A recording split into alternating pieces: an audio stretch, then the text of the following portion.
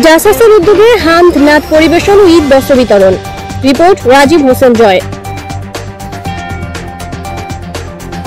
কুমিল্লার দাউদকান্দিতে পবিত্র ঈদ উল ফিতর উপলক্ষে ইসলামী হামদ নাত ও মাদ্রাসার ছাত্রদের মাঝে ঈদ বস্ত্র বিতরণ করা হয়েছে। মঙ্গলবার দুপুরে কুমিল্লা উত্তর জেলা জাসাস আয়োজিত এবং দাউদকান্দি উপজেলা জাসাসের সহযোগিতায় উপজেলা গৌরীপুর বিএনপি কার্যালয়ে ঈদ বস্ত্র বিতরণ করা হয়। এতে কুমিল্লা উত্তর জেলা জাসাস আহ্বায়ক কামাল পারভেজ ডালিমের সভাপতিত্বে প্রধান অতিথি বিএনপির কার্যনির্বাহী কমিটির সদস্য ডক্টর খন্দকার মারুফ হোসেন। হাজার মাসের থেকে উত্তম এই এমন মাস যে মাসে মহান আল্লাহ তাআলা জিবরাইল আলাইহিস সালামের মাধ্যমে আমাদের প্রিয় নবী মুহাম্মদ রাসূলুল্লাহ সাল্লাল্লাহু আলাইহি ওয়াসাল্লামের উপর কোরআন অবতীর্ণ করেন। অত্যন্ত গুরুত্বপূর্ণ মাস সামনে আসছে, যে বেজর রাতগুলো 10 দিনের যে কোনো একটি রাত লাইলাতুল কদর হতে পারে। এটা মহান আল্লাহ তাআলা আমাদের প্রিয় নবী সাল্লাল্লাহু আলাইহি ওয়াসাল্লামের মাধ্যমে আমাদেরকে জানিয়েছেন।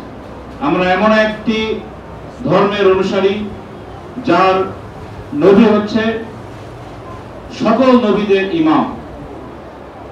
তিনি পৃথিবীর সর্বশ্রেষ্ঠ ব্যক্তি। তার যে চরিত্র, এটি এখন পর্যন্ত বেধর্মীরাও বলেছে যে পৃথিবীর শ্রেষ্ঠ চরিত্রের যিনি অধিকারী তিনি আপনার আমার নবী মুহাম্মদ রাসূলুল্লাহ সাল্লাল্লাহু আলাইহি ওয়াসাল্লাম। তিনি যেই তার মাধ্যমে মহান আল্লাহ তাআলা আমাদেরকে কোরআন শিক্ষা দিয়েছেন।